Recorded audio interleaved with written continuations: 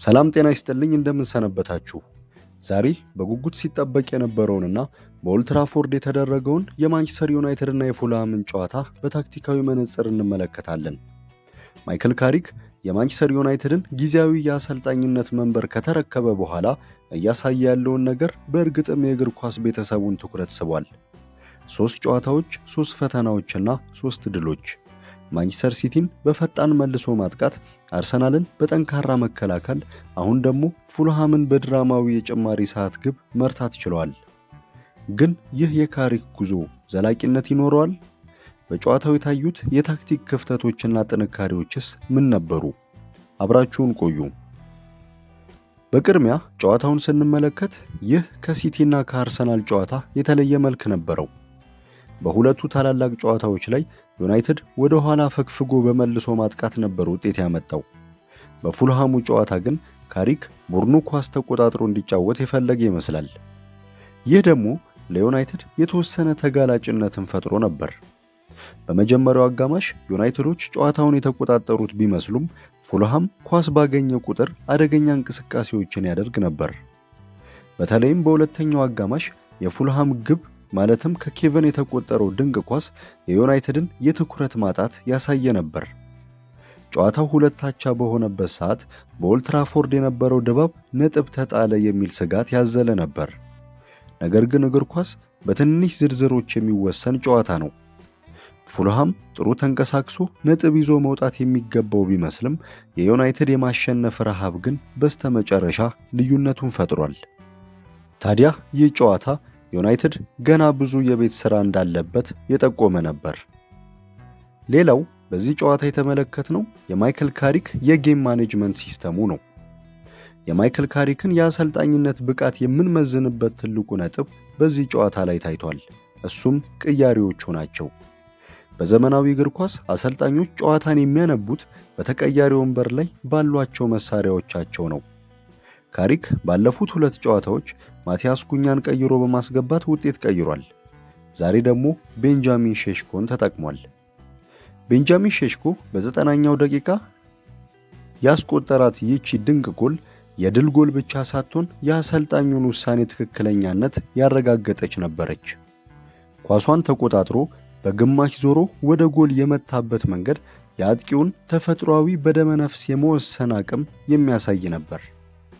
ተቀያሪዎች ወደ ሜዳ ገብተው ውጤት ሲቀይሩ ቡድኑ በሙሉ አሰልጣኙ ላይ ያለው እምነት ይጨምራል። ሼሽኮና ኩኛ ተቀይረው ገብተው ማስቆጠራቸው ካሪክ የቡድኑን ስነ ልቦና በትክክል እየሰራበት እንደሆነ የሚያሳይ ነው።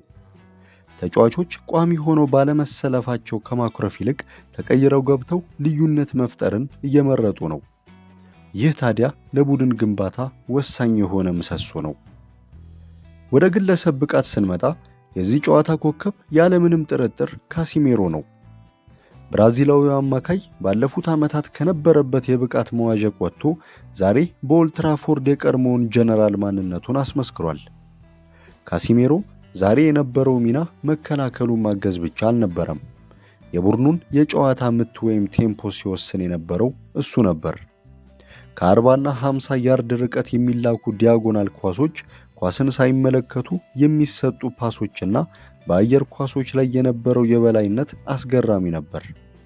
በተለይም ለጎል መነሻ የሆነው ያ የረጅም ኳስ የካሲሜሮን የእይታ ጥራት የሚያሳይ ነበር።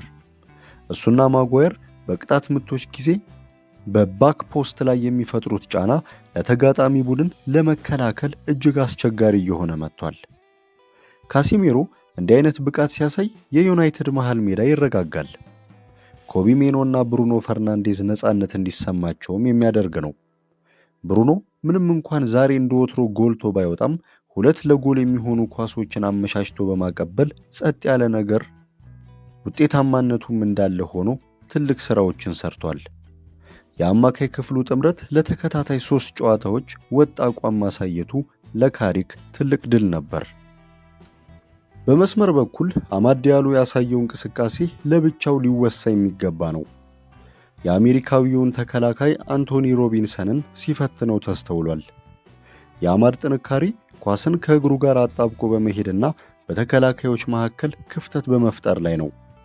በመጀመሪያ አጋማሽ የዩናይትድ የማጥቃት ምንጭ እሱ ነበር። በሌላ በኩል ዩናይትድ ካሸነፈም በኋላ ሊታረሙ የሚገቡ ስህተቶች በሱም በኩል ታይተዋል። በተለይ ደግሞ ሃሪ ማጓየር የሰራው ፔናልቲ አላስፈላጊ ነበር። የፉላም ተጫዋች ኳሱን የመቆጣጠር እድሉ ጠባብ በሆነበት ሁኔታ በቦክስ ውስጥ የታክል ሙከራ ማድረግ ለአደጋ የሚያጋልጥ ነው። ይህ አይነት የትኩረት ማጣት ከትላልቅ ቡድኖች ጋር ዋጋ ሊያስከፍል ይችላል። ፉላም በሁለተኛው አጋማሽ መጀመሪያ ላይ ያሳየው ጫና ዩናይትድ ጫናን የመቋቋም ችግር እንዳለበት ጠቋሚ ነበር። የዩናይትዱ ግብ ጠባቂ በአየር ኳሶች ላይ መሻሻል ማሳየቱ እንደ መልካም ጎን የሚወሰድ ቢሆንም የኋላ መስመሩ ቅንጅት ግን አሁንም ጥያቄዎች አሉት። በማጠቃለያው ይህ ውጤት ለደረጃ ሰንጠረዡ ምን ትርጉም አለው? አስቶን ቪላ በብሬንትፎርድ ነጥብ መጣሉን ተከትሎ ማንቸስተር ዩናይትድ ወደ 4ኛ ደረጃ ከፍ ማለት ችሏል። ይህ በውድድር ዓመቱ ወሳኝ ምዕራፍ ነው። ማይክል ካሪክ እንደ ሩበን አሞሪም ወይም እንደ ኦሊ ጉናር ሶልሻየር ሁሉ አጀማመሩ አስደናቂ ሆኗል። ነገር ግን ዋናው ጥያቄ ይህ የአዲስ አሰልጣኝ መንፈስ አሁንም እየታየ ነው ወይስ ዘላቂነት ያለው የታክቲክ ለውጥ መጥቷል? 3 ጨዋታ 9 ነጥብ ከባድ ጨዋታዎችን አልፏል። አሁን ደግሞ በቀላሉ ማሸነፍ የሚገባውን ጨዋታ በድራማዊ መንገድ አሸንፏል። ቀጣይ ጨዋታዎች ከቶትናምና ከኤቨርተን ጋር ናቸው። እነዚህ ጨዋታዎች የካሪክ ቡድን በእርግጥም ለአውሮፓ ሻምፒዮንስ ሊግ ደረጃ ብቁ መሆኑን የሚፈትኑ ይሆናሉ። ለአሁን ግን ማንቸስተር ዩናይትድ 3 ወሳኝ ነጥቦችን ይዞ የመሪዎቹን ቡድኖች ጫና እያበረታ ይገኛል። የዛሬው ጨዋታ ውበቱ በታክቲክ የበላይነት ብቻ ሳይሆን እስከ መጨረሻው ደቂቃ ድረስ ተስፋ ባለመቁረጥ የታየ የባህሪ ድል ነው። እናንተስ ስለ ጨዋታው ያላችሁ ሙያዊ አስተያየት ምን ይመስላል? ከታች በኮሜንት ሴክሽን ስር ጻፉልን።